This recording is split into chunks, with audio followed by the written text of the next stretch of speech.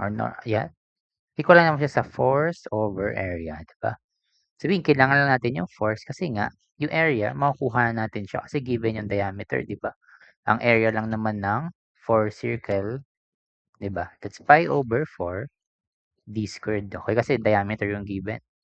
So, paano natin makukuha yun sa d, no? So, dito, at point D, mag-section lang tayo, no? So, ganito lang yung gagawin mo. At point D, kasi doon yung pinapano, di ba, sa D at E. So, sa D muna tayo. Gagawin mo dyan, magka-cut ka dito, no? Section ka dyan. So, ang mangyari dyan, ito, 4kn. Okay? Then, ano yung magiging force natin sa D, di ba? Ito yung force natin sa D. Okay? So, you just need to do summation forces horizontal. So, clearly, makikita mo na yung force sa D mo ay 4kn. Tama, kasi 4 to, di ba? So, sabihin, 4 din yun, no? Kasi nga, di ba, equilibrium yan. Okay? So, now, makukuha natin yung normal stress sa D. That is 4 times natin 10 cube para maging Newton all over pi over 4. Okay? Now, ano yung binigay na diameter dun sa AB? Okay? Okay, build up shop siya. Ibig sabihin, okay, meron siyang inner diameter na 20 and outer diameter na 28. Okay, sa AB. So, ibig sabihin, okay, outer minus inner diameter. Tama? Okay, kasi build up shop siya. Ibig sabihin, hollow, no? May outer and inner diameter. So, ibig sabihin, 28 yan yung outer diameter mo. Inner diameter 20. So, may minus mo lang. Okay, so yan na yung ating stress sa D. Okay, so input na lang yan sa CalCube. Okay, 4 times, and 10 cube. Wait. 4 times 10 cube all over pi over 4.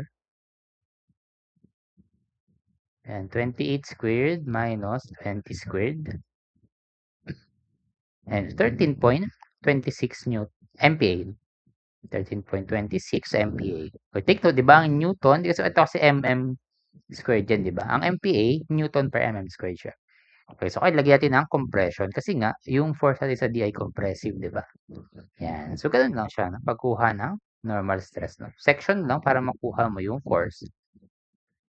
Okay? Next, determine the average normal stress at point D and E. Sa E naman tayo, so paano yun? Nasa ba yung point? Ito, di ba? So, sabihin, pwede tayong mag-cut dito ulit. Dito sa E, pwedeng pa ganyan or pa-left, no? Di ba? Ganun naman. Okay? Kaya lang, dito mapapansin nyo, pag pa-left kasi, marami ito yung consider natin, di ba? So, ibig sabihin, in this case, mas madali kung pag ganito yung cut natin. Kasi pag right, ito lang yung consider mong part. Mas onti, di ba? Yung force doon compared sa left side niya. Okay? So, at point E,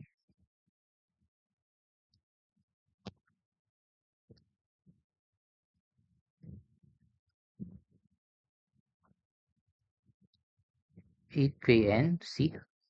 Okay? So, dito, di ba? Ano yung magiging force E natin? Ito yun. Fe. Okay? So, paano kalalaman na ganyan direction? Kasi itong 8kn dito, di ba? Nag-section tayo pa kanan.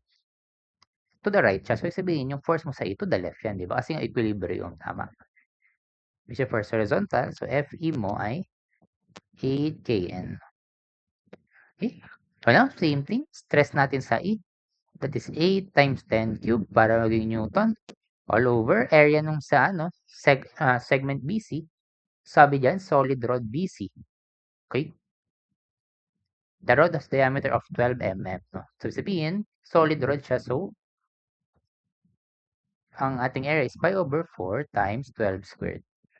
Mm squared to. No? Okay? So, yan na yung ating stress sa point E. No? So, ilan yan? So, ito, papalitan mo lang to ng 8.